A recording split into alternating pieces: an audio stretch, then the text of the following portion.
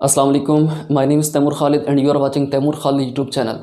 Now today's our topic is what are accounting concepts. Accounting concepts क्या होते हैं? हमने प्रीवियस वीडियोस में देखा कि हमने कुछ बात की थी अकाउंटिंग कॉन्सेप्ट्स की, मतलब जो हमने बात की थी बेसिक अकाउंटिंग अजम्पशंस की, यानी बेसिक अकाउंटिंग अजम्पशंस भी हमारे अकाउंटिंग कॉन्सेप्ट्स ही होते हैं। और इसके अलावा जो आने वाली वीडियोस हैं उसके अंदर हम फर्दर अकाउंटिंग कॉन्सेप्ट्स की बात करेंगे। जो तीन हमने अकाउंटिंग कॉन्सेप्ट प्रीवियस वीडियोज़ में पढ़े हैं, जिसमें हमने बात की थी कंसिस्टेंसी कॉन्सेप्ट की, हमने बात की थी एक्रूअल कॉन्सेप्ट की, हमने बात की थी इसके अलावा जो हमारे पास गोइंग कंसर्न कॉन्सेप्ट है। तो ये भी क्या है, these are basic accounting assumptions. इसके बाद आज की जो वीडियो है, ये जो लेक्चर है, इसमें मैं आपको ये सिर्फ बताऊंगा कि अकाउंटिंग कॉन्सेप्ट्स क्या होते हैं। अब देखें, डिफरेंट कंट्रीज़ हैं, डिफरेंट कंट्रीज़ में डिफरेंट जो ऑर्गेनाइजेशंस है वो काम कर रही हैं। मतलब ये है कि जो डिफरेंट कंट्रीज़ है उसमें बहुत सारी थाउजेंड्स की तादाद में ऑर्गेनाइजेशंस काम कर रही हैं, और अगर हर ऑर्गेनाइजेशन अपने तरीके से अपनी फाइनेंशियल स्टेटमेंट या अपनी बुक्स ऑफ अकाउंट्स मेंटेन करे, तो जो मेन इशू आएगा, सबसे जो मेन इशू आएगा वो ये आएगा कि जो डिफरेंट कंट्रीज़ के ऑर्गेनाइजेशन है उनकी बुक्स ऑफ अकाउंट्स या उनकी जो फाइनेंशियल स्टेटमेंट्स हैं उनकी जो कंपेरेबिलिटी है वो सेम नहीं रहेगी। मतलब वो क्या होगा, उसमें इशू आएगा, तो कंपेरेबिलिटी नहीं रहेगी। तो इस इशू को, इस प्रॉब्लम को सॉल्व करने के लिए जो डिफरेंट कंट्रीज़ के मोस्ट प्रोफिशेंट अकाउंटेंट्स थे, उन्होंने ये डिसाइड किया कि हम कुछ रूल्स एंड रेगुलेशन सेट कर लेते हैं, कुछ अजम्पशन, कुछ कॉन्सेप्ट्स बना लेते हैं, जिन कॉन्सेप्ट्स की बेसिस पे, जिन रूल्स एंड रेगुलेशंस की बेसिस पे, प्रिंसिपल्स कॉन्सेप्ट्स की बेसिस पे क्या होगा कि तमाम जो मुल्क हैं उनमें जितनी ऑर्गेनाइजेशंस काम कर रही हैं वो तमाम की तमाम ऑर्गेनाइजेशन उन रूल्स एंड रेगुलेशंस या उन कॉन्सेप्ट्स की बेसिस पर अपनी तमाम फाइनेंशियल स्टेटमेंट्स बनाएंगी। अब फाइनेंशियल स्टेटमेंट्स क्या होती है, मैंने कुछ वीडियोस पहले जो हमने अपलोड किए हैं उसमें मैंने आपको बताया था कि फाइनेंशियल स्टेटमेंट्स जिसमें आपके पास आ जाता है कि इनकम स्टेटमेंट या स्टेटमेंट ऑफ कॉम्प्रिहेंसिव इनकम, या जिसको हम प्रॉफिट एंड लॉस अकाउंट भी कहते हैं, ट्रेडिंग प्रॉफिट लॉस अकाउंट कहते हैं, ठीक है। या फिर क्या है, सेकेंडली हम कह सकते हैं स्टेटमेंट ऑफ फाइनेंशियल पोजीशन, जिसको हम कहते हैं कि बैलेंस शीट भी कह सकते हैं, ठीक है। इसके बाद जो हमारे पास statement of changes in equity है, इसके अलावा स्टेटमेंट ऑफ कैश फ्लो और नोट्स टू द अकाउंट्स, ये हमारे पास मेन 5 फाइनेंशियल स्टेटमेंट्स होती हैं जिनको हम बुक्स ऑफ अकाउंट्स भी कहते हैं।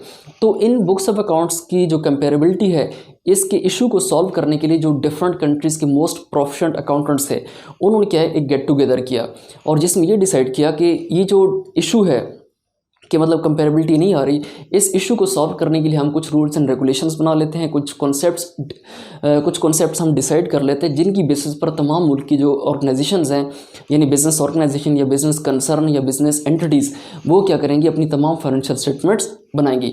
और अगर ये इस तरह हो जाता है तो अल्टीमेटली क्या होगा, जो कंपेरेबिलिटी है वो मेंटेन हो जाएगी, ठीक है। तो अकाउंटिंग कॉन्सेप्ट्स यही है कि डिफरेंट कंट्रीज़ के जो डिफरेंट ऑर्गेनाइजेशंस हैं उनकी जो बुक्स ऑफ अकाउंट्स हैं या उनकी जो फाइनेंशियल स्टेटमेंट्स हैं उनके दरमियान कंपेरेबिलिटी को मेंटेन करना। तो कंपेरेबिलिटी को मेंटेन करने के लिए अकाउंटिंग कॉन्सेप्ट्स को इंट्रोड्यूस करवाया गया, ठीक हो गया। अच्छा, तो अब हम ज़रा अकाउंटिंग कॉन्सेप्ट्स क्या कहता है इसको ज़रा हम पढ़ लेते हैं, ठीक है। तो accounting concepts in order to make the accounting language, हमने कहा था कि जो अकाउंटिंग है वो बिज़नेस लैंग्वेज है, यानी क्या है कि जो बिज़नेस की जितनी भी ट्रांजैक्शंस है, फाइनेंशियल ट्रांजैक्शंस है, ये जो भी यानी बिज़नेस की ट्रांजैक्शंस है वो किस फॉर्म में होंगी, in the form of money, ठीक है। तो अब सिचुएशन ये है कि हमने ज़रा इसको डिस्कस कर लें कि हमने बात की है कि in order to make the accounting language to convey same meaning to all people and to make it more meaningful, most of the accountants have agreed on a number of concepts.